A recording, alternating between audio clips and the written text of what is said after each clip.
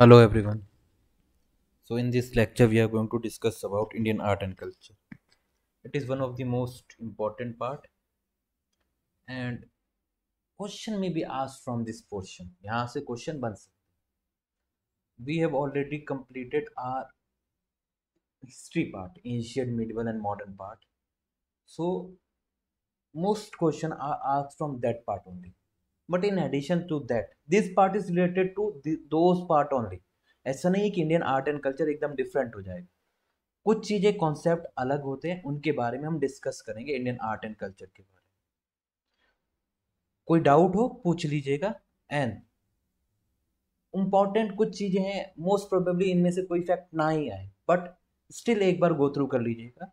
And ये सारी चीजें आपको अलग अलग एग्जाम में हेल्प करती रहेंगी. So Indian art and culture is going to be important part in all the exams.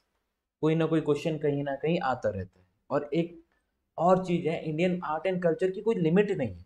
हर चीज़ जो हम आसपास करते हैं, everything we do around us is part of art and culture. Dance, music, painting, कठपुतली का जो वो गेम होता है, yoga, circus, cinema, sculpture, temple, mosque, सब चीज़ें पार्ट है इंडियन आर्ट एंड आर्किटेक्चर का. टेम्पल. सो हम सब नहीं पढ़ सकते, तो हम कुछ चीज़ें पढ़ेंगे और जो भी इंपॉर्टेंट चीज़ होंगी we will discuss them simultaneously.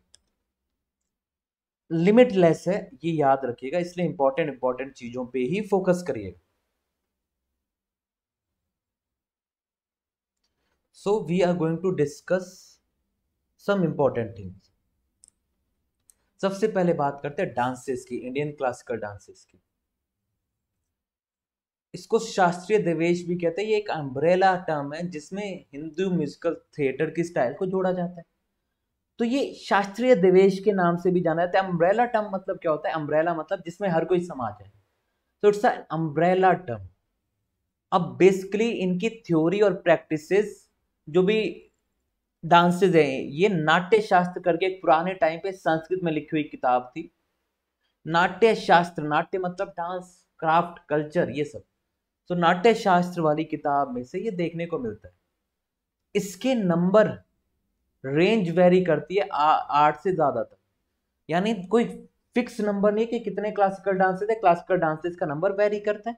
Very क्यों करता है? क्योंकि अलग अलग ओपिनियन है स्कॉलर्स का, अलग अलग मिनिस्ट्री एसोसिएटेड है, अलग अलग डिपार्टमेंट एसोसिएटेड है, इसलिए ये वेरी करता है इसका नंबर. सो मुख्यतः वो डांस जिनकी आर्ट एंड थ्योरी हमको नाट्य शास्त्र से मिलती है, those all are termed as classical dances. So Sangeet Natak academy recognise करती है, जो कि नाटक अकेडमी है, Sangeet Natak academy. It recognize 8 dances. 8 dances में भारतनाट्यम आता है, कथक आता है, कुचिपुड़ी आता है, ओडिसी आता है, Kathakali, Sattriya dance, Manipuri dance and Mohini Attam dance.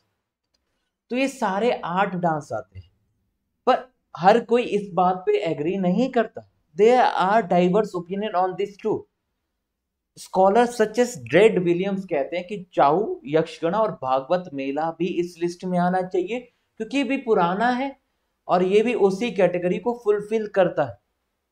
India में मिनिस्ट्री है, मिनिस्ट्री ऑफ कल्चर, जो कल्चर से रिलेटेड सारे डिसीजंस लेती है. वो कहती है कि चाऊ को जोड़ो इस क्लासिकल की लिस्ट में. और ये डांसेस एक्चुअली में ट्रेडिशनली रीजनल डांसेस थे, किसी स्पेसिफिक एरिया में होते थे. मतलब ये है कि ये किसी स्पेसिफिक कल्चर या किसी मूर्ति पूजा से, किसी भगवान से एसोसिएटेड होंगे और ये लोकल एरिया में ही होते थे. इसका जो बैकग्राउंड म्यूजिक है या कंपोजिशन है जिसपे ये डांस किया जाता था, वो हिंदी, मलयालम, मैत्री, संस्कृत, तमिल, तेलुगु, हर एक लैंग्वेज में होता था. तो ये कोर आइडियाज अलग अलग स्टाइल में डिस्कस किए गए और ऐसा माना जाता है कि 9 ऑफिशियल क्लासिकल डांसेस हैं, 8 नाट्य शास्त्र के अकॉर्डिंग और मिनिस्ट्री ऑफ कल्चर के according 9.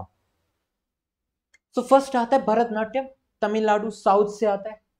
Then Kathak, Uttar Pradesh north से आता है. कथक में आपको मेल फीमेल दोनों डांसर मिल जाएंगे और ये इकलौता क्लासिकल डांस है जो नॉर्थ इंडिया से आता है. देन कुचिपुड़ी आंध्र प्रदेश से आता है.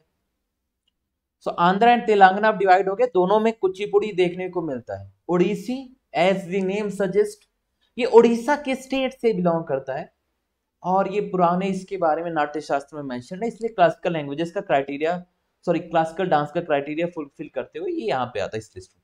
देन कथकली आता है, देन सात्रिया डांस आता है, मणिपुरी डांस आता है, मोहिनी आट्टम एंड छाऊ। ये 9 dances. So we have 9 dances जो कि अलग अलग स्टेट से बिलोंग करते हैं, तमिलनाडु से, उत्तर प्रदेश से, आंध्र प्रदेश से, उड़ीसा से। देन केरला, केरला से 2 हैं, देन असम, मणिपुर एंड झारखंड। ये चाउ झारखंड, उड़ीसा, वेस्ट बंगाल तीनों जगह से बिलोंग करता है अलग अलग फॉर्म में। क्या ये लिस्ट आखिरी है? No, this list can be changed by ministry of culture. यहां नाम बढ़ाए भी जा सकते हैं और कम भी किए जा सकते हैं। नॉर्मली नाम बढ़ाए ही जाते हैं बिकॉज पुराने नामों के साथ लोगों का इमोशन जुड़ा होता है। सो ये याद रखिएगा कौन से स्टेट से बिलोंग करते हैं। नाउ नेक्स्ट टर्म आता है क्लासिकल लैंग्वेजेस। सो क्लासिकल लैंग्वेजेस टर्म का भी कॉन्सेप्ट है।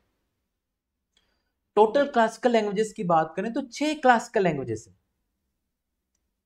तमिल है, Tamil one of the ancient languages बोली जाती है, संस्कृत के बराबर। दोनों में कंपटीशन चलता है कि दोनों में से कौन सी पुरानी लैंग्वेजेस है, पर क्लासिकल लैंग्वेजेस का क्राइटेरिया बाद में है।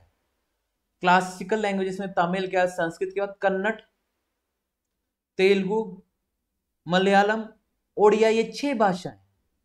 ओडिया उड़ीसा से आती है। 2004, 5, 8, 8, 13, 14 तो 2014 ये सब 6 भाषाएं। अब क्लासिकल का आइडिया, ये क्लासिज्म का आइडिया यूरोप से इमर्ज करता है। यूरोप में क्लासिकल लैंग्वेजेस का कॉन्सेप्ट, जिसमें आपका ग्रीक और लैटिन लैंग्वेजेस क्लासिकल लैंग्वेजेस कहलाती थी। So ministry of culture, again यहाँ पे भी ministry of culture important role play करती है। उन्होंने राज्यसभा में ये स्टेटमेंट दिया। उन्होंने कहा कि किसी भी लैंग्वेज को क्लासिकल लैंग्वेजेस बोलने का क्राइटेरिया होता है। उन्होंने कहा ये सारा फॉलोइंग क्राइटेरिया अगर कोई चीज फुलफिल करेगी तभी जाके वो क्लासिकल लैंग्वेजेस की कैटेगरी में आएगी। What criteria? कि उसकी एक्स्ट्रा ऑर्डिनरी एंटीक्यूटी होनी चाहिए, एंटीक होना चाहिए। ऐसा नहीं कि 2 साल, 5 साल, 100 साल, 2 साल पुरानी। नो, पुरानी ट्रांसक्रिप्ट होनी चाहिए, पुरानी लिटरेचर होनी चाहिए, पुरानी हिस्ट्री, वेरीफाइड हिस्ट्री होनी चाहिए। कितनी? 1500 से लेके 2000 सालों तक की हिस्ट्री होनी चाहिए।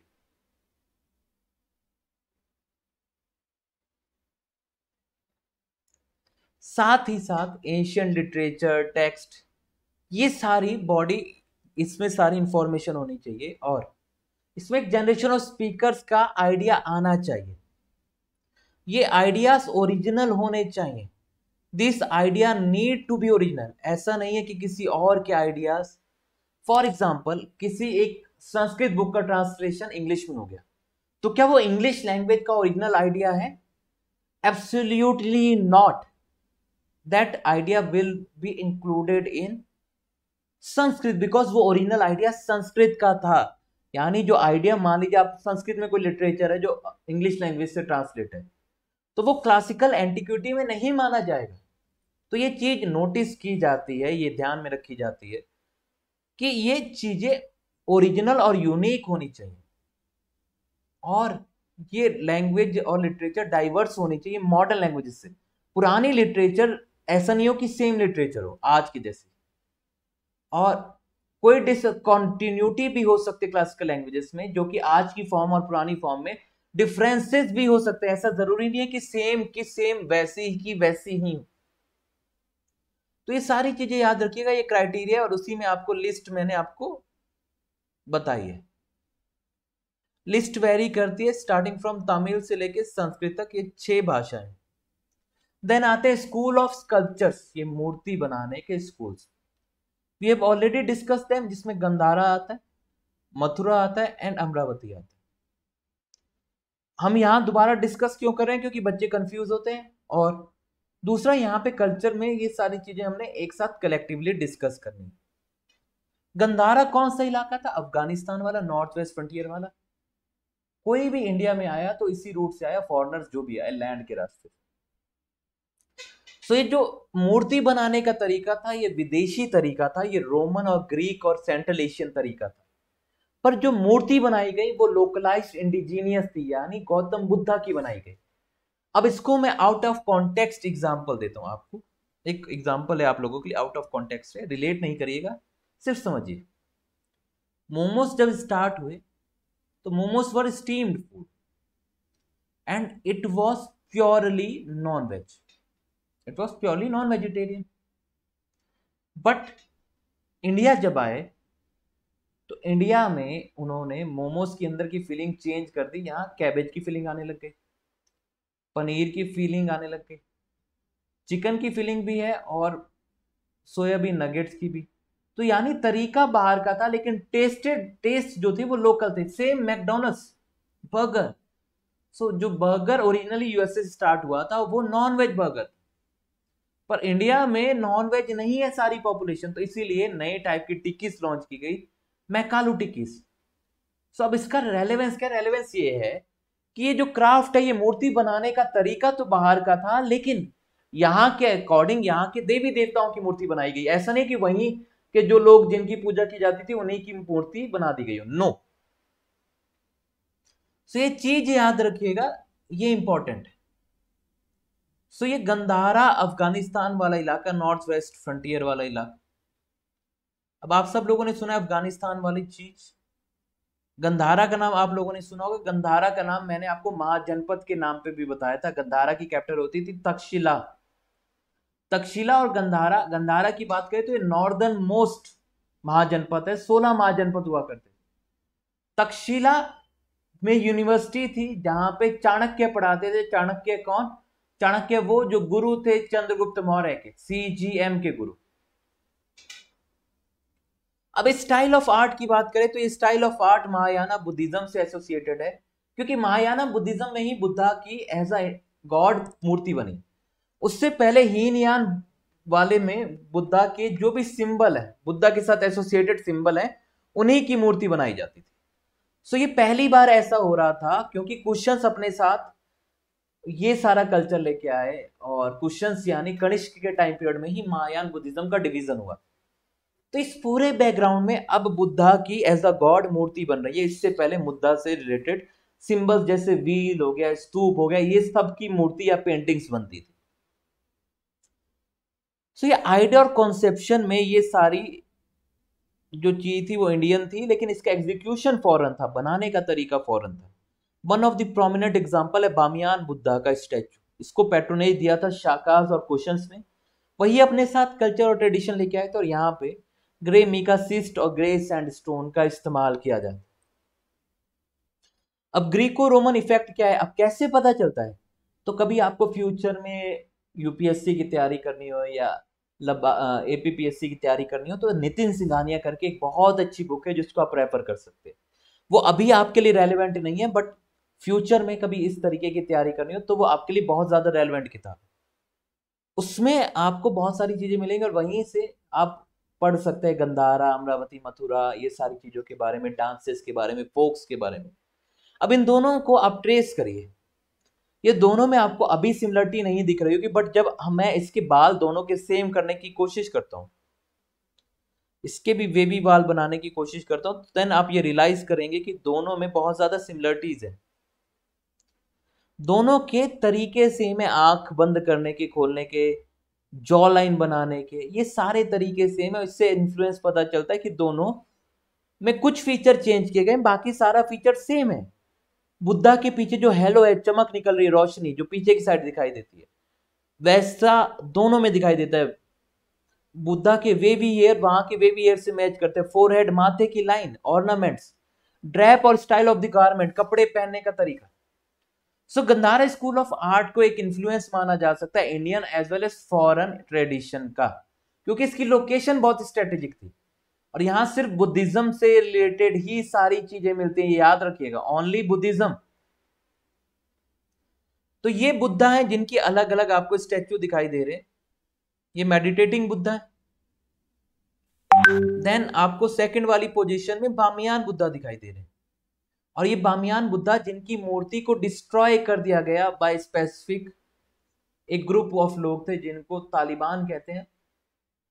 अब उनके साथ प्रॉब्लम ये है कि अकॉर्डिंग टू देम किसी और भगवान की पूजा करना बेकार है, तो उन्होंने यहाँ पे बॉम्ब लगाया और ये एक्सप्लोड कर दिया। तो ये देखिए एक्सप्लोड कर दिया गया है और ये बर्बाद कर दिया गया है, ये देखिए चेहरा बर्बाद कर दिया गया है। ओरिजिनली माना जाता है कि ऐसा रहा होगा, इतना ब्यूटीफुल, इतना इंस्पायरिंग और इतना अच्छा sculpture. Then second school of art पे आते हैं, जो कि मथुरा का स्कूल है। एरिया मथुरा में है और मथुरा कृष्ण की नगरी है। तो यहाँ पे अगर आप एक चीज नोटिस करिएगा, यहाँ पे आपको हिंदुइज्म, बुद्धिज्म और जैनिज्म तीनों से रिलेटेड, हिंदुइज्म, बुद्धिज्म और जैनिज्म तीनों से रिलेटेड आपको ये सारी चीजें देखने को मिलेगी।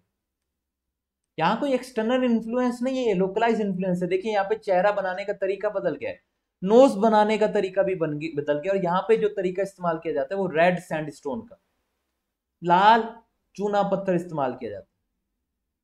यहाँ पे जो बुद्धा है इसको बोलते हैं अभय मुद्रा, यानी अभय मुद्रा में बैठे हुए हैं और पद्मासना सीट पोजीशन में बैठे हुए हैं।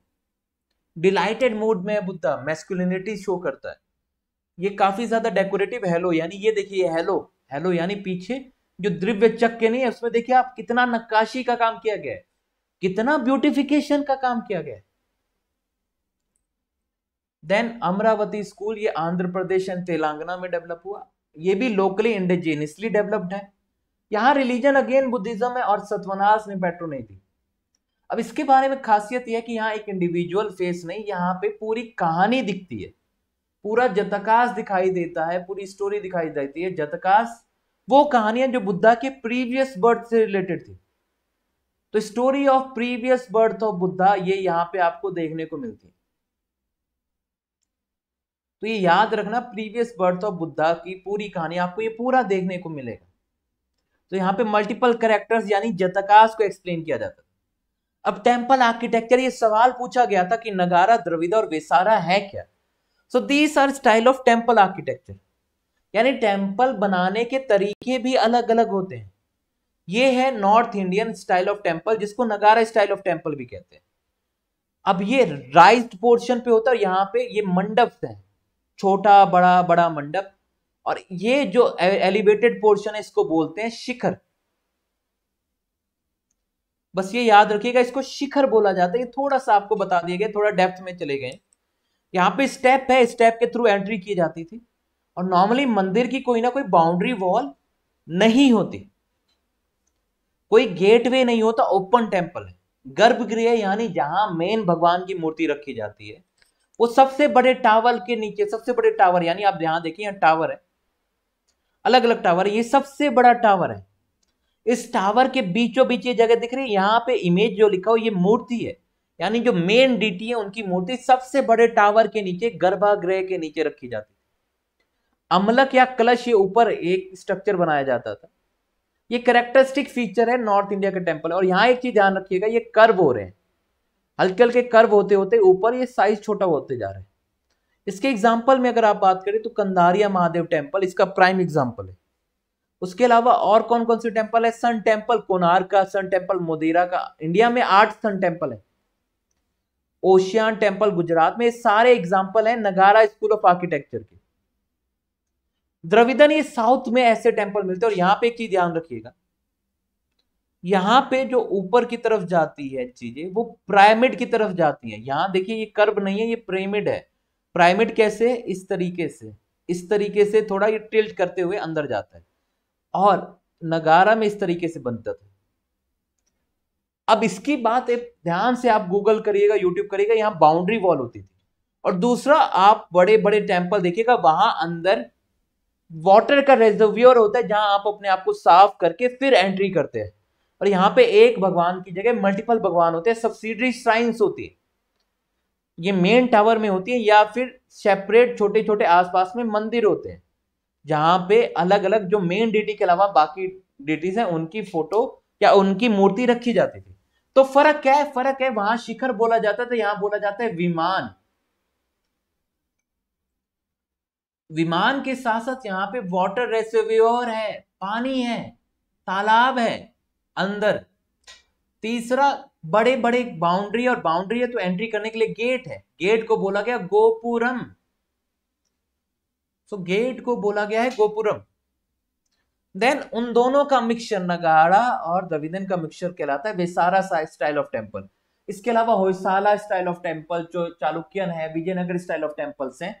ऐसे बहुत सारी अलग अलग स्टाइल ऑफ टेम्पल्स हैं, पर हम सिर्फ 3 का ही बात करेंगे। इसके अलावा कभी नाम आ जाए तो विजयनगर, होयसाला, चालुक्यन, ये सब स्टाइल ऑफ टेम्पल है साउथ में। ये कॉम्बिनेशन है, इसमें दोनों चीजें देखने को मिलती है। यहाँ इनक्लोज्ड वॉल भी देखने को मिलती है और बाकी चीजें नगाड़ा और द्रविडन की काफी ज्यादा आर्किटेक्चर में मैच करने को मिलती है। यहाँ चालुक्य होयसाला के टेम्पल्स में दोनों का मिक्सचर देखने को मिलता है कर्नाटका में। कैलाशनाथ टेम्पल जो एलोरा में है, जो कि सिंगल टेम्पल मैंने बताया था, कृष्णावन ने बनवाया था। याद करिएगा, रिकॉल करिएगा, काफी ज्यादा फेमस। कैलाश यानी वो जगह जहां से शिव भगवान के एग्जिस्टेंस माना जाता है, वो एक्चुअली में माना जाता है नेपाल वाले इलाके में, तिब्बत वाले इलाके में। उसी का रेप्लिकेशन, उसी को दिखाने की कोशिश की गई है। कैलाशनाथ टेम्पल एलोरा में, चेनकेश्वरा टेम्पल है, विरूपक्षा टेम्पल है, लदखान टेम्पल है, ये अलग अलग टेम्पल है विसारा स्टाइल के। सो रिकॉल कर लेते, रिवाइज कर लेते, तीन स्टाइल ऑफ टेम्पल आर्किटेक्चर है, नागारा, द्रविदा एंड विसारा टाइप ऑफ। नगारा में होता है शिखर, द्रविदा में होता है विमान और विसारा में होता है मिक्सचर। अब बात करते हैं यूनेस्को वर्ल्ड हेरिटेज साइट की। तो यूनेस्को मतलब United Nation educational scientific and cultural organization. ये अलग अलग लिस्ट बनाते हैं आउटस्टैंडिंग यूनिवर्सल वैल्यू वाली साइट्स की। वो या तो कल्चरल हो सकती है, या नेचुरल हो सकती है, या हाइब्रिड हो सकती है, कल्चरल, नेचुरल या हाइब्रिड। और ये क्राइटेरिया फॉलो करने के लिए आपका मेंबर होना पड़ेगा यूनेस्को वर्ल्ड हेरिटेज कन्वेंशन का, जो इसके सिग्नेटरी है 1972 में। तो ये कन्वेंशन साइन हुआ गया था, उसके बाद ये नया कॉन्सेप्ट आया कि हम दुनिया भर की वो सारी चीजों को सेफगार्ड करेंगे जो एक्चुअली में हमारे कल्चर का सिंबोलिज्म है। तो इसीलिए इसको बोला गया यूनेस्को वर्ल्ड हेरिटेज कन्वेंशन। और हर एक देश की कोई ना कोई साइट्स को उठाया जाता है, उसका रेलेवेंस देखा जाता है और उसका हिस्टोरिकल इंपॉर्टेंस देखी जाती है, और उसके बाद उसको इस लिस्ट में डाला जाता है। तो एज ऑफ 2022 इंडिया में 40 यूनेस्को वर्ल्ड हेरिटेज साइट है। इसमें से 32 कल्चरल है, 7 नेचुरल है और एक मिक्स्ड है, कंचनजंगा। ये मिक्स है, 7 नेचुरल है, 32 कल्चरल है। इंडिया में अगर टोटली बात करें तो 6 नंबर पे सबसे ज्यादा नेचुरल, सबसे ज्यादा साइट्स आती है, 40 नंबर्स, यानी 6ठे नंबर पे। जो पहली साइट इसमें लिस्ट हुई थी वो थी अजंता केव, उसके बाद एलोरा केव आती है, then Agra fort, then Taj Mahal, ये सारी लिस्ट आती है।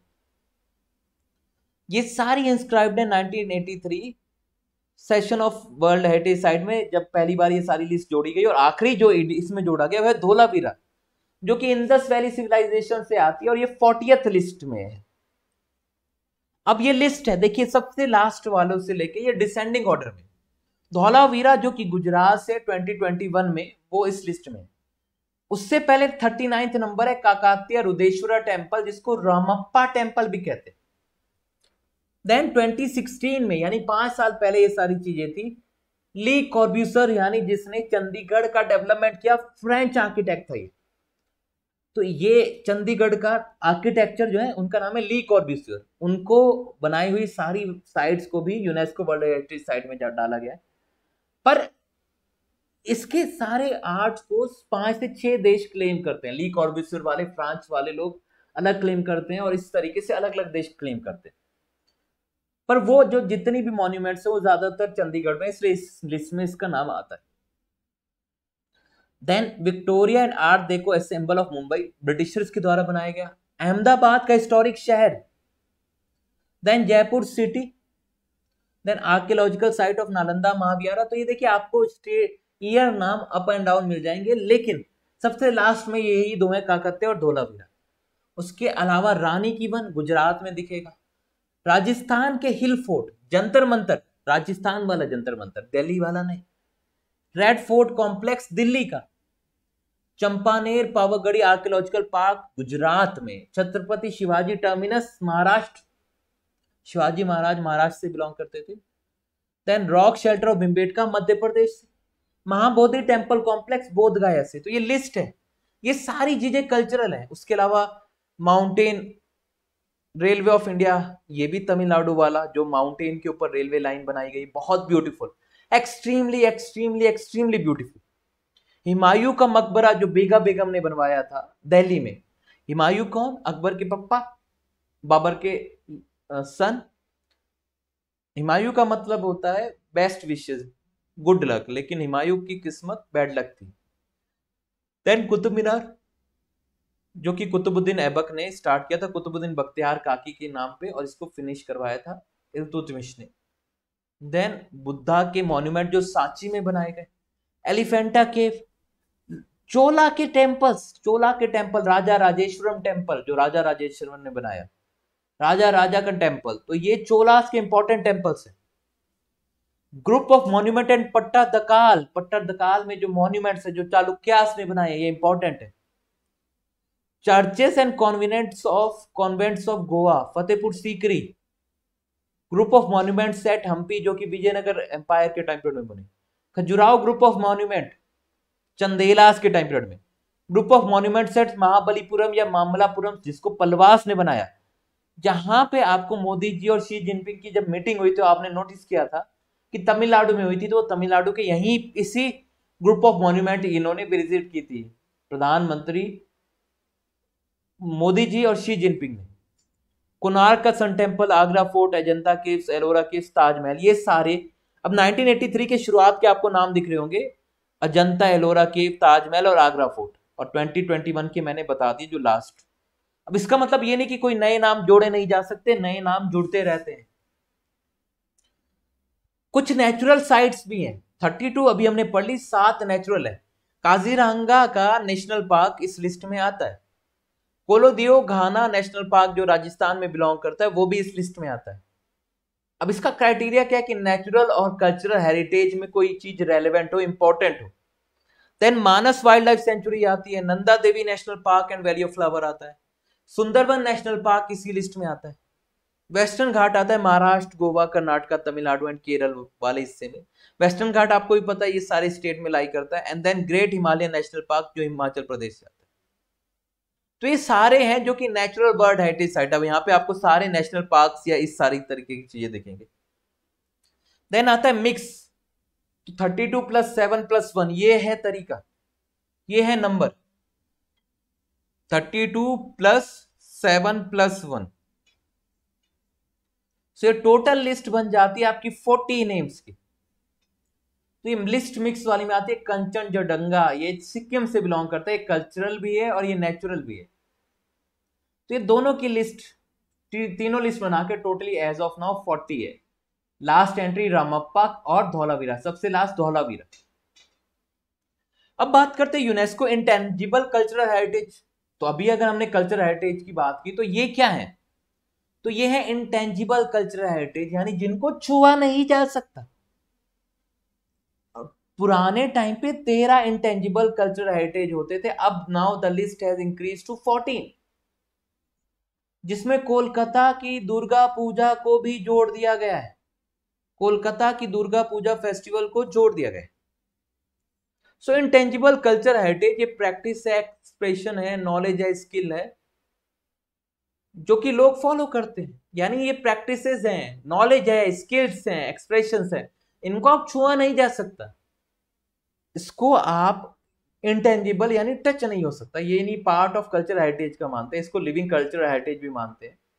यानी ये किस किस कैटेगरी में आता है, oral traditions, performing arts, social practices, rituals and festive events, knowledge and practice concerning nature and the universe and traditional craftsmanship, ये सारी चीजें आती हैं। तो ये जो ट्रेडिशन है जिसको रिकॉग्नाइज किया यूनेस्को ने वो है ट्रेडिशन ऑफ वैदिक चैंटिंग 2008 में। रामलीला, रामायण की जो परफॉर्मेंस है उसको भी इंटेंजिबल कल्चरल हेरिटेज माना गया। कुटियाट्टम जो संस्कृत थिएटर है। देन रमन जो कि एक्चुअली में रिलीजियस फेस्टिवल और रिचुअल थिएटर है, गढ़वाल हिमालय इंडिया में। तो गढ़वाल के लोग उत्तराखंड मेरा होम स्टेट जहां से मैं बिलोंग करता हूं, वहां पे डिवीजन है स्टेट का कुमायूं में और गढ़वाल में। तो गढ़वाल के लोग ये फेस्टिवल बनाते हैं जिसको रम्मान फेस्टिवल कहते हैं। देन मुदियेत्तु ये केरला का रिचुअल थिएटर और डांस ड्रामा है। कलबेलिया है, कलबेलिया में प्रॉपर सांप के तरीके का बन के डांस किया जाता है, तो कलबेलिया ये राजस्थान का ये डांस है। देन चाऊ डांस जिनके बारे में अभी हमने ऑलरेडी मेंशन किया, ये 2010 में जोड़ा गया था और ये यूनेस्को की इंटेंजिबल कल्चरल हेरिटेज में आता है। देन लद्दाख का बुद्धिस्ट चैंटिंग, बुद्धिस्ट टेक्स्ट, ये सब जो जम्मू कश्मीर में ये सब है ये भी आता है। संस्कृत Sankirtana, ritual singing, drumming और डांसिंग ऑफ मणिपुर, यानी मणिपुर से ही आता है। Traditional brass and copper craft जो कि जंदियाल, गुरु, पंजाब से बिलोंग करता है, ये भी आते हैं इस लिस्ट में। योगा, नवरोज, पारसीज का न्यू ईयर नवरोज, कुंभ का मेला, और लास्ट 2021 में 14th नंबर है दुर्गा पूजा। तो यहां सारे आपको फेस्टिवल टाइप या उसी टाइप की चीजें देखने को मिलेगी। अब बात करते हैं केव्स की। तो केव्स में Ajanta caves, Ellora caves and Elephanta caves. Ajanta caves वो जो रॉक कट केव्स है महाराष्ट्र में, यहाँ paintings and rock cut sculpture included है। ये फाइनेस्ट एग्जांपल है इंडियन आर्ट का। यहाँ Theravada and Mahayana form of Buddhism दोनों से रिलेटेड पेंटिंग्स मिलती है। यानी ये इनको बनाने में 600-700 साल लग गए। पुराने टाइम पे यहाँ पे थेरवाडा फॉर्म ऑफ बुद्धिज्म की पेंटिंग दिखती थी और नए टाइम पे महायाना फॉर्म ऑफ बुद्धिज्म की पेंटिंग दिखती थी। अब इसको यूनेस्को वर्ल्ड हेरिटेज साइट मान लिया गया था 1983 में, along with Agra fort, Ellora caves and Taj Mahal, जैसा कि मैंने ऑलरेडी बताया। ये केव्स ज्यादातर आपको महाराष्ट्र के इलाके में देखने को मिलेंगे, सह्याद्री रेंज, भगोरा नदी के ऊपर ये बेस्ड है, औरंगाबाद जिले में। टोटल नंबर ऑफ केव्स 30 हैं, जिसमें 29 कंप्लीट है और 1 इनकम्प्लीट केव भी है। एक इनकम्प्लीट केव भी आपको दिखाई देती है। यहाँ का रिलीजन मोस्टली कौन सा, बुद्धिज्म रिलीजन से ही एसोसिएटेड मानी जाती है सारी की सारी। तो ये चीज ध्यान रखनी है। यहाँ पे 4 चैत्यास, जैसा कि मैंने बताया चैत्यास क्या होता है, वर्शिप प्लेस होते हैं, 25 विहारास है। So it consist of 4 चैत्यास and plus 25 विहारास। इसका डेवलपमेंट का पीरियड है 200 बीसी से लेके 650 एडी तक। पैट्रोनेज की बात करें तो यानी देखिए इतनी बड़ी गुफा बनाना हर किसी की बात नहीं, पैसा लगता है। तो इसको पैट्रोनेज दिया सतवनास ने, बाकातकास ने और चालुक्यास ने, अलग अलग टाइम पे अलग अलग डायनेस्टी जो आई उन्होंने इसको पैट्रोनेज देते हैं। देन एलोरा केव्स, ये भी महाराष्ट्र की सह्याद्री पहाड़ियों की रेंज में ही, और इसमें सबसे ज्यादा फेमस टेंपल है केव टेंपल कैलाशा का, कैलाशनाथ टेंपल। इसको कृष्णावन ने बनाया था, तो ये आपका कल्चरल एक्सपेक्ट में ये आ जाता है, जिससे कि मैंने ऑलरेडी बताया। एलोरा केव्स में देखिए एक चीज ध्यान रखिएगा, यहाँ पे तीनों रिलीजन है, 34 केव्स है। ये इंपॉर्टेंट क्योंकि ये भी यूनेस्को वर्ल्ड हेरिटेज साइट है, सबसे ज्यादा फेमस है कैलाशा टेंपल, जिसकी मैंने आपको अभी इमेज दिखाई। This is Kailasa temple. ये सिंगल मोनोलिथिक पत्थर से काट के इतना बड़ा बनाया गया, ये पूरा एक पत्थर था उसको काट के बनाया गया स्ट्रक्चर। ये सन फेसिंग है और ये सह्याद्री रेंज में ही है, और राष्ट्रकूटास ने ये टेंपल बनवाया था। देन इसमें ब्राह्मणिकल से लेके बुद्धिज्म से लेके जैनिज्म तीनों टाइप के आपको केव्स देखने को मिलेंगे। ये अजंता केव्स से अगर कंपेयर करेंगे तो ये नई है, ये पुरानी केव्स नहीं है उनके कंपैरेटिवली, ये नई है। तो यहां पे एक नेचुरल डाइवर्सिटी देखने को मिलती है। ये कैलाशा सिंगल पत्थर से बनाया गया है और ये कैलाशा रेंज ऑफ हिमालयास को डेडिकेट किया गया, और ये उसी गॉड शिवा जी को, शिव भगवान यहाँ पे जहां पे रिसाइड करते, जहां से बिलोंग करते थे, उसी को रेप्लिकेट करते हुए बनाया गया। अब इसको पैट्रोनेज देने वाले बहुत सारे लोग थे, और इसका डिफरेंस अजंता केव्स की बात करें तो 100 किलोमीटर दूर है। पैट्रोनेज देने वाले कौन, राष्ट्रकूटास, कालाचूरीस, चालुक्यास एंड यादवास। तो ये सारे अलग अलग लोग थे जिन्होंने इसको पैट्रोनेज दिया।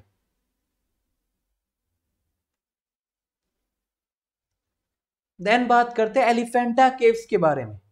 तो ये शिवा टेम्पल्स, केव टेम्पल्स, ये हिंदू गॉड शिवा से रिलेटेड है। इसमें शिवा अलग अलग रूप में दिखाई देते हैं, क्रिएटर, डिस्ट्रॉयर, प्रिजर्वर, तीनों रूप में दिखाई देते हैं। और ये एलिफेंटा आइलैंड घारापुरी में द सिटी ऑफ केव्स में ये लोकेटेड है। ये रॉक कट स्टोन स्कल्पचर है और जो बहुत ही ज्यादा ऊपर पहाड़ियों की साइड में, और यहाँ पे हिंदू और बुद्धिज्म आइडिया का सिंक्रोनिज्म दिखता है। यहाँ सिंक में आते हुए दिखते हैं दोनों। इसके पैट्रोनेज है कालाचूरी डायनेस्टी वाले। जो ये 7 मीटर बड़ा सदाशिव डोमिनेट है, ये पूरा इंपॉर्टेंट मूर्ति है। इस स्कल्पचर में शिव भगवान को तीनों रूप में दिखाया गया है। शिव आरतम, शिव महारात्रम, वो जो गाना है ना, उसी तरीके से Shiva the creator, Shiva the preserver and Shiva the destroyer, तीनों रूप में शिव भगवान को दिखाया गया।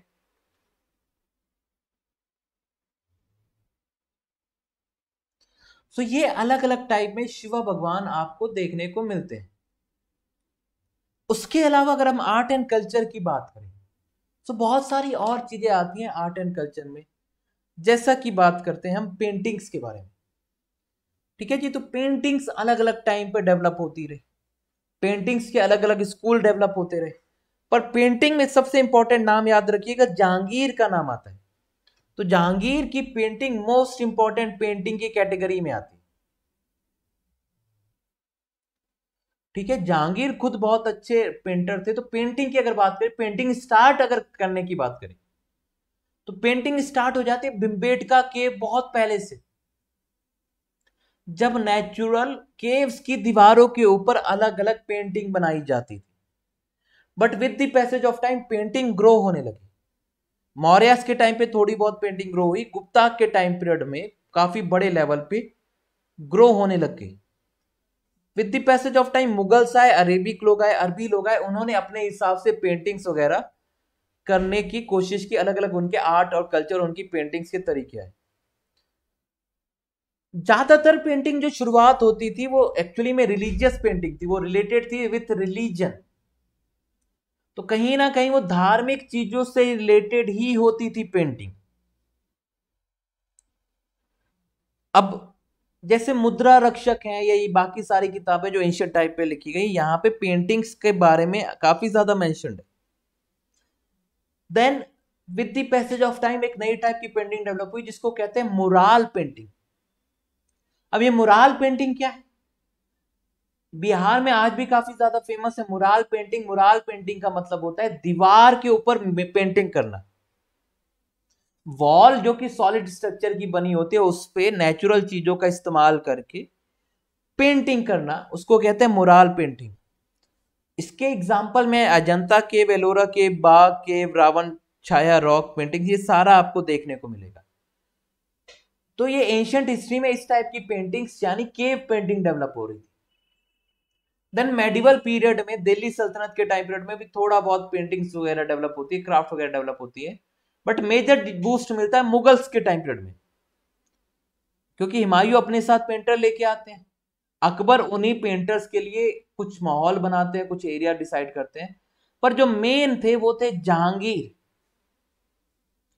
जहांगीर के टाइम पीरियड में बहुत अच्छे स्केल पे उस्ताद अहमद लाहौरी और इस तरीके से पेंटर रहते थे। मिनिएचर पेंटिंग वगैरह डेवलप हुई। शाहजहां के टाइम पीरियड में पेंटिंग के ऊपर गोल्ड का इस्तेमाल होना स्टार्ट हुआ, या बाकी सारी और काफी सारी चीजें डेवलप होनी स्टार्ट हुई शाहजहां के टाइम पीरियड पर। तो ये चीजें ध्यान रखिएगा कि पेंटिंग्स का मेन जो डेवलपमेंट हुआ है वो शाहजहां के टाइम पीरियड में ही हुआ है। उसके बाद औरंगजेब इन सारी पेंटिंग्स में यकीन नहीं रखते थे, तो औरंगजेब के टाइम पीरियड में पेंटिंग डिक्रीज हो गई और उसके बाद पेंटिंग कभी भी रिवाइव उस लेवल पे नहीं कर पाई। फिर ब्रिटिशर्स के आने के बाद रिवाइवल स्टार्ट हुआ।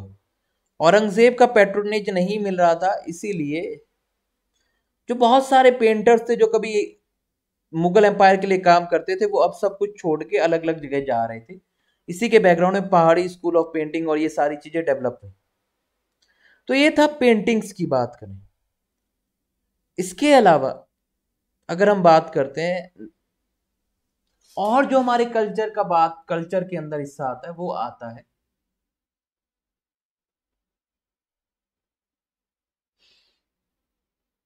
सूफिज्म एंड बुद्धिज्म का।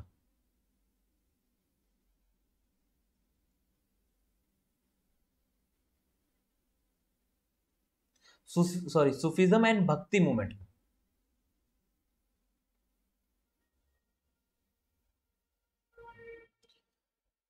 देखिए, इस्लाम बहुत ज्यादा रिजिड हो गया with the passage of time. इस्लाम बहुत ही ज्यादा ऑर्थोडॉक्स हो गया। तो एक ग्रुप ऑफ लोग जो कि मुस्लिम को रिवाइवलिस्ट नहीं कहेंगे, मुस्लिम रिफॉर्मिस्ट मूवमेंट कह लेंगे, जो रिलीजन को सिंप्लीफाई करना चाहते थे, तो वो इस्लामिक स्कॉलर्स उन्होंने अपने साथ कॉन्सेप्ट लेके आए जिसको कहते हैं सूफिज्म। और ये अरेबिया से स्टार्ट हुआ और इंडिया में आया मोहम्मद बिन कासिम और इन सबके साथ। अब सूफिज्म का मतलब क्या है? सूफिज्म का मतलब इस्लाम को सिंप्लीफाई करना, क्योंकि अगर रिलीजन बहुत ज्यादा टफ रहेगा तो बहुत सारे लोग उसको फॉलो नहीं करेंगे। तो इस्लाम को सिंप्लीफाई करते चलना, अब जो ऑर्थोडॉक्स एलिमेंट है वो बहुत ज्यादा रिएक्शन करते थे, but with the passage of time अलग अलग सिलसिला स्प्रेड हुए। अब सूफीज्म में कॉन्सेप्ट आता है सूफी का। सूफी यानी जो गुरु है, पीर है, मुर्शद है। इस पूरे कॉन्सेप्ट में ये आता है कि हम लोग को पता नहीं है कि एक्चुअली में राइट पाथ क्या फॉलो करना चाहिए। हम लोग फंसे हुए अपनी मेटेरियलिस्टिक लाइफ में, हमको नहीं पता कि कौन सा पाथ फॉलो करना पड़े। तो इसीलिए एक सूफी का कॉन्सेप्ट है कि सूफी वो जिसने ये बहुत सारे पाथ पास करके देख चुका है, उसको इंफॉर्मेशन है, उसको नॉलेज है, उसको पता है कि मोक्ष कहां से मिलेगा। ये रिजिडिटी से मोक्ष नहीं मिलेगा, वो सारे पाथ चल के देख चुका है। आप यहां पे फंसे हुए, लेकिन उस सूफी को पता है कि ये रास्ता करेक्ट रास्ता है। आप कंफ्यूज हैं, इस रास्ते पे जाएं, इस रास्ते पे जाएं, इस रास्ते पे जाएं, इस रास्ते पे जाएं, इस रास्ते पे जाएं। सूफी क्योंकि ये रास्ता देख चुका है, तो सूफी का मतलब ये है कि सूफी को बाकी सबको मदद करनी है, और मदद करनी है अपने मुरीद की, अपने शिष्य की। तो ये है सूफी का कॉन्सेप्ट, जहां पे गुरु आपका स्कॉलर आपको साल्वेशन पहुंचने पे मदद करता है। और ये ऑर्थोडॉक्स तरीका नहीं। यहाँ पे फेमस सिलसिला जो है आपके चिश्ती सिलसिला, देन नक्शबंदी सिलसिला, कादरिया सिलसिला। सो ऐसे टोटल 12 सिलसिला हुए हैं जो अलग अलग आइडियोलॉजी पे बिलीव करते थे, जिसमें सबसे ज्यादा पॉपुलर हुए चिश्ती सिलसिला के लोग। अब ये चिश्ती सिलसिला के लोग राजा रजवाड़ों से दूर रहते थे, आम गरीब लोगों के बीच में रहते थे। अजमेर शरीफ की दरगाह के बारे में आपने पढ़ा होगा, और निजामुद्दीन औलिया की दरगाह जो है दिल्ली में, उसके बारे में सब जानते हैं। नसीरुद्दीन चिरागे दिल्ली के बारे में सब लोग जानते हैं। तो ये सूफी थे, यानी गुरु थे, जो आपकी मदद करेंगे इस पाथ में सक्सीड करने के लिए, सेल्वेशन दिलाने के लिए ये गुरु मदद करते हैं। तो इसी को बोला गया है सूफीज्म। इसमें चिश्ती सिलसिला आता है, सूढ़ावर्दी आता है, नक्शबंदी आता है, और कादरी सिलसिला आता है। सूढ़ावर्दी सिलसिला, तो ये हर कोई अपनी थोड़ी थोड़ी बातों में वेरी करता था। They were very much different and yet they were same. So ये सिलसिला क्या है? ये एक्चुअली में इस्लामिक रिवाइवलिस्ट मूवमेंट है। सो इतना ही आपको पता होना चाहिए। देन भक्ति मूवमेंट, सेम उसी टाइप का मूवमेंट, उससे थोड़ा पहले से हिंदुइज्म जो रिजिड हो गया था उसको भक्ति मूवमेंट से जोड़ा गया। यानी आपको मंदिर या ये सारी चीजें या रिजिड एटीट्यूड करके, या जो इतना रिगरस रिलीजियस प्रैक्टिस है वो फॉलो करके ही भगवान मिले, ऐसा जरूरी नहीं। अगर आप सिर्फ भगवान की भक्ति करें तब भी आपको भगवान प्राप्त हो सकते हैं, आपको मोक्ष मिल सकते हैं। तो यानी ये हिंदुइज्म के थोड़ा सिंप्लीफिकेशन के लिए भक्ति मूवमेंट स्टार्ट हुआ। इसी भक्ति मूवमेंट से आपको एसोसिएटेड मिलेंगे शंकराचार्य, नामदेव, कबीर दास, गुरु नानक, ये सारे इसी भक्ति मूवमेंट से। तो यानी एक इस्लाम के सिंप्लीफिकेशन का मूवमेंट है और दूसरा सिंप्लीफिकेशन का मूवमेंट है हिंदुइज्म के। सो ये इंपॉर्टेंट है, और इसमें आपको अलग अलग नाम देखने को मिलेंगे। कबीर जी हैं, गुरु नानक देव हैं। कबीर जी एंड गुरु नानक देव तो लिटरली ये कहते थे कि भगवान फॉर्मलेस है, शेपलेस है, लिमिटलेस है, इन्फिनाइट पावर वाला है, यानी भगवान निर्गुण है। भगवान की कोई कैरेक्टरिस्टिक्स नहीं है जिसको देख के आप ये बता सकते हैं कि ये भगवान है। भगवान हमारे आसपास भी है लेकिन हमको नहीं पता, क्योंकि भगवान की कोई स्पेसिफिक कैरेक्टरिस्टिक्स नहीं है। तो इसको बोला जाता है निर्गुण। और सरगुण वो होता है जिसमें भगवान की कोई ना कोई कैरेक्टरिस्टिक्स दिखाई जाए, कोई ना कोई कैरेक्टरिस्टिक्स बोली जाए, तो उसको हम कहते हैं सगुण फॉर्म ऑफ वर्शिप। तो ये है सगुण एंड निर्गुण, ये भक्ति का पार्ट है। इसमें रामदेव, रामानुज, ये सारे लोग आए। तो ये था सूफी एंड भक्ति। देन इसके अलावा जो और इंपॉर्टेंट कॉन्सेप्ट है, कॉन्सेप्ट तो मैंने जैसा कि बताया इन्फिनाइट कॉन्सेप्ट है। इन्फिनाइट कॉन्सेप्ट है, जैसे बुद्धिज्म का आर्किटेक्चर भी अपने आप में कल्चर का हिस्सा आता है, रिलीजन भी कल्चर का हिस्सा है। इंडिया में कौन कौन सा रिलीजन है, ये सब भी कल्चर का हिस्सा है। सो सारी चीजें सबके सब कल्चर का हिस्सा है। इसीलिए जो इंपॉर्टेंट चीजें वो डिस्कस कर रहे हैं हम लोग। सारी चीजें डिस्कस करना पॉसिबल नहीं है, अपने आप में ही 2 से 3 महीने का कोर्स है। 2 से 3 मंथ में सिर्फ इतना ही ये होता है, और इससे यहां सवाल नहीं पूछे जाएंगे, एटमैक्स 1 से 2 सवाल एटमैक्स, यानी बहुत ज्यादा भी हुआ तब जाके इतने सवाल पूछे जाएंगे। तो ये चीजें याद रखिएगा, और इसके अलावा कोई भी डाउट हो पूछ लीजिएगा, और कुछ रेलेवेंट लगा तो और सेशन जोड़ दिए जाएंगे। इसके अलावा आप पढ़ते रहिए इंस्टीट्यूट के मॉन्यूमेंट्स के बारे में, जैसे ताजमहल के बारे में पूछ लिया जाएगा कि ताजमहल किसने बनवाया, लाल किला पूछ लिया जाएगा, लाल किला किसने बनवाया, कौन सी ऐसी मॉन्यूमेंट थी जो शाहजहां ने नहीं बनवाई, और उसमें आपको अलग अलग ऑप्शन दे दिए जाएंगे। देन बहुत सारी और ऐसी ही मॉन्यूमेंट के बारे में पूछ लिया जाएगा कि चार मीनार किसने बनवाया, गोल गिम्बज किसने बनवाया, या रंग महल किसने बनवाया असम में। तो ये सारी मॉन्यूमेंट्स पे भी काफी ज्यादा सवाल पूछे जा सकते हैं, पर नॉर्मली यहाँ पे ये किसने बनवाया या किसके टाइम पे बना, इस टाइप के ही सवाल पूछे जाते हैं। तो ये सारी चीजें आपको अपने माइंड में रखनी है कि किस टाइप के सवाल कल्चर से, आर्ट एंड आर्किटेक्चर से पूछे जा सकते हैं। अभी जैसे मैंने आपको सिर्फ क्लासिकल डांसेस के बारे में बताया, हर एक स्टेट के फोक डांसेस हैं, जैसे भंगड़ा है पंजाब का है, देन आपको गुजरात में गरबा देखने को मिल जाएगा, कलबेलिया राजस्थान में देखने को मिल जाएगा, गिद्दा पंजाब में देखने को मिल जाएगा। ऐसे हर एक स्टेट के फोक डांसेस भी है, तो ये भी आर्ट एंड कल्चर का ही हिस्सा आता है। तो इसीलिए कल्चर और आर्ट का जो पूरा सेशन है वो इन्फिनाइट है, इसलिए इंपॉर्टेंट चीजों को हम कवर करेंगे, और बाकी जो सारी चीजें रह गई वो मोर ऑफ आपका कितना अवेयरनेस रहती है आसपास के फैक्ट्स के बारे में, करंट अफेयर्स के बारे में, उसी से मैनेज हो सकती है। So that's all for this lecture. कोई भी डाउट हो पूछ लीजिएगा। Thank you everyone.